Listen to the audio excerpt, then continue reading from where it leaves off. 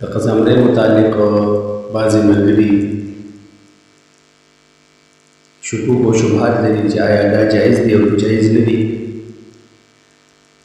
نو اول خو دا خبره ذهن کې کېدی وی چې قزامري وایي چې دا د دې مقصد څه دی. په اخري جمعه کې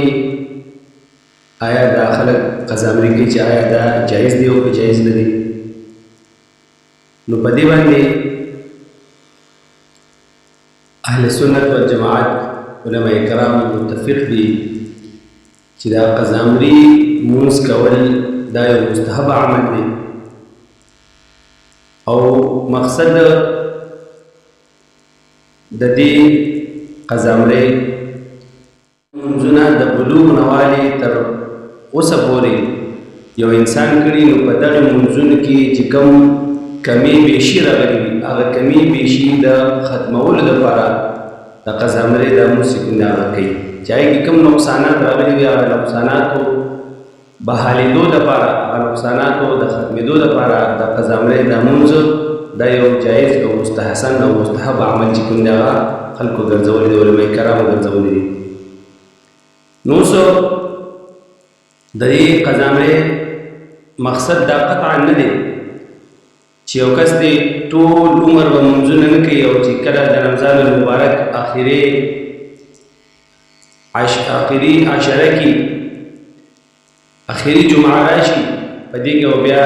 د قزامرۍ د مونځ ادا کړي. نو د دې انسان د ټول کال د مونځونه چې کوم دی هغه وشو نه ده. ګورې قطعا د دې قزامرۍ مقصد دا نه دی، بلکې قزامرۍ مقصد دا دی چې د انسان نه په دې عمر کې دا څومره مونځونه شوي دي په دې مونځونو کې چې کوم کمی بیشي راغلي وي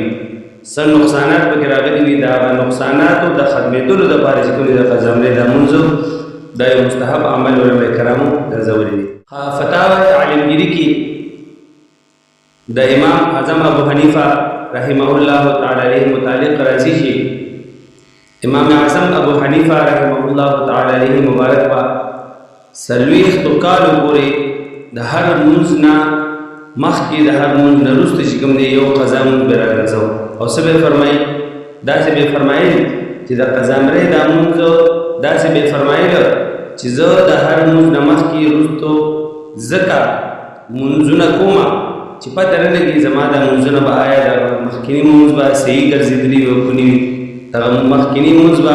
صحیح شوي وي او که نه وي څه نقصانات به پکې راغلي وي او که نه. نو د هغې نقصاناتو د ختمېدلو پس چې کوم دی یا د هر مونځ نه مخکې زه یو مونځ ادا کوم. نو محترمو مسلمانانو د قزامرۍ دا هېڅ مقصد نه دی، هېڅ کله دا کنسپټ او دا نظریه نه ده د قزامرۍ متعلق چې یو کس به ټول عمر مونځونه نه کوي بیا به راشي او رمضان المبارک آخري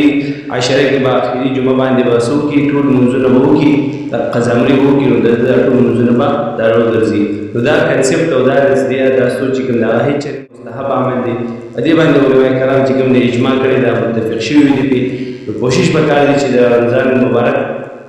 آخري جمعه کې آخري عشره کې چې کومه آخري جمعه ده په دې کې چې کوم دی مونږ تاسو د قزامرۍ دا مونځ د دې اهتمام